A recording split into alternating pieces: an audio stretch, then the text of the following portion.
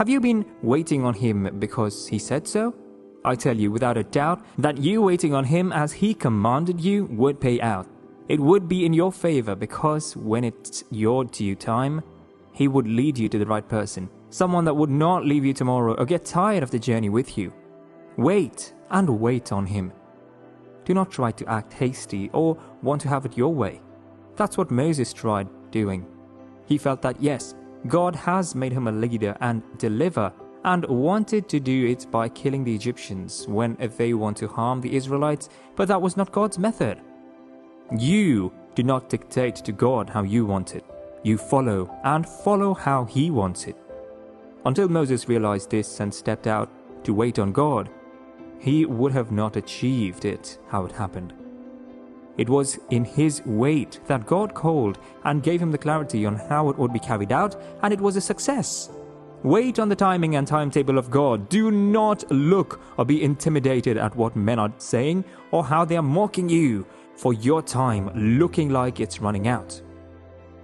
God would do yours in a special way, and you would be led to the right person in a grand style. As you wait, it is time to build godly character. The waiting season and period must be for character development, investment, and advancement season. Probably you have good character and virtue. You have all it takes to be a good husband or a good wife, but God wants more than that from you. He is interested in changing the narrative, and that is why He wants you to wait and have the best of formation. He wants you to wait and become the best. Great players are players that go the extra mile. They train more than others and invest more into learning and being better than others. This is exactly what God is doing in your case, and that is why He asked and made you wait. Do not misuse this privilege given to you. Do not joke with this avenue handed over to you. Make good use of the waiting period to better the best of your advantage. Great and exceptional students wait and stay longer on their books, and this in turn means that great couples stay longer in developing themselves into what and how God wants. Invest more in character building, invest more in personal development, invest more in gathering and building capacity. It was not by mistake that God selected you and made you wait. It was not by accident. You are destined for greatness. There is greatness inside of you. And that is why you must wait and wait on Him while building yourself and becoming the person that He wants you to be. While waiting on God, you must be more prayerful. As a man in the waiting, you build strong altars that would sustain your home and life. You have not been called into an ordinary affair or business. You would face serious and strong attacks because God is forming something unique and strong through you. The enemy would not be happy. They would attack, but you would overcome because you used the waiting period to build and fire up your altar. One of the qualities of a virtuous woman is that she is intelligent, skillful, and prayerful. You cannot afford to lack any of these. As good as it seems to be intelligent, you must back it up by being spiritually correct. You are the backbone of your home and closest to your children. You must raise children that would glorify God through their life and conduct.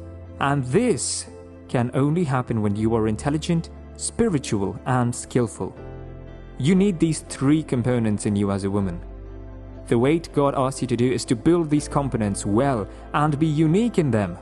Be intelligent, skillful, and prayerful. This is what the wait for Him to lead you to the right person implies.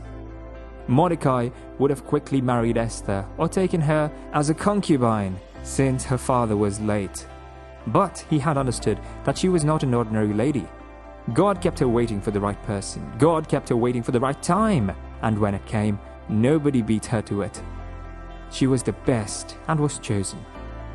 Today I speak without a doubt that you have been selected by God for the right person. You have been singled out because you are.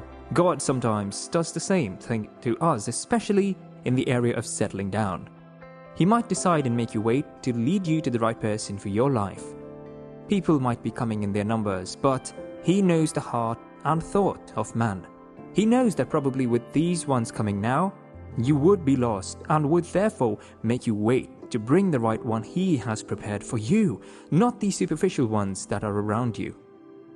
Does this seem to not be on your side again? Have you been on the Lord's item and He has commanded you to wait? It's not for evil. It's for your good and benefit. Wait, and you would be happy you did wait when He finally leads you to the right person. You must understand that you are never late with Him. He is the God of time, the God that controls seasons and everything on earth, and He can stop and restart anything. Remember that 1,000 days is as one day to Him. The delays and the days that move past you are like a day and a snap of a finger to Him. He gives speed and can do it for you at a single moment. Whatever is not done or made properly first would not last. A tree without deep root would fizzle out when there is a storm or heavy rainfall. Also, a house that its foundation is not strong, rooted and solid would also fall to storm or heavy rain. This is also applicable to the choice and process of life partner and the right person.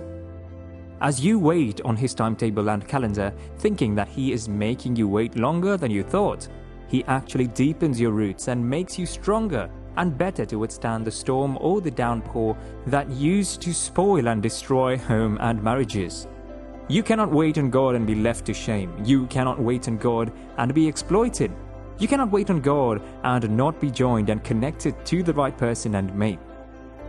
Everything that takes time comes out good. Things of quality are not found at the surface. They are dug out because they are deep down in the ground.